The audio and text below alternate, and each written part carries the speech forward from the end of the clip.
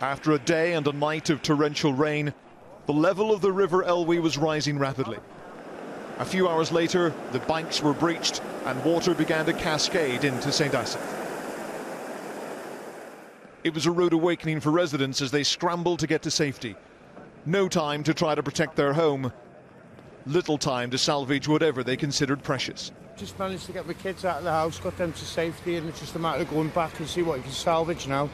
I went up to the river last night and there was still 5 foot to go, so I probably took the wrong decision.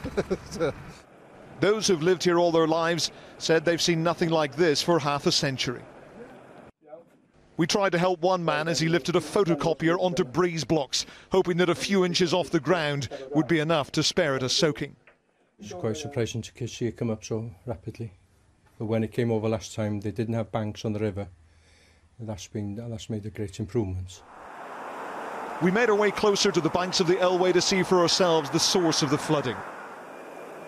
Car parks and properties adjacent to the river were filling rapidly. People could only watch, powerless to move their vehicles to higher ground. The emergency services have been working all night to make sure that people have been evacuating their homes, but the speed with which the water is flowing through here, it's getting deeper all the time, and when firefighters return to their fire station here, they're going to find that it too is flooded. No one had prepared for the sudden flood. A newly refurbished hotel had seemed as if it would remain untouched by the unfolding drama. But within a few minutes, it was surrounded by a rising lake, and then it began to penetrate the building. As those inside wondered what, if anything, could be done, the power was cut off. At that point, there was only one option: leave or risk being marooned. Sure enough, an hour and a half later, the only ones left inside were one man and his dog, hotel owner Charlie Ryan. Everything's floating, in fact. All the shelving's come away, it's all floating. Furniture, it's quite derelict. Sit on there. Lifeboat crews were kept busy throughout the morning with many roads too deep and dangerous to wade through. Some people were trapped in their homes by the speed with which the streets were inundated. Others because they just didn't want to leave unless they really had to. As soon as it reached a peak, much of the water began to drain away.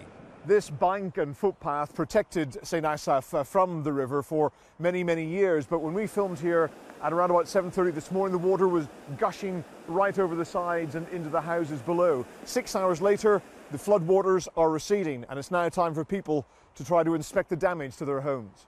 Raymond Shawcross had managed to move a lot of his possessions upstairs. He put the rest on top of his garden furniture.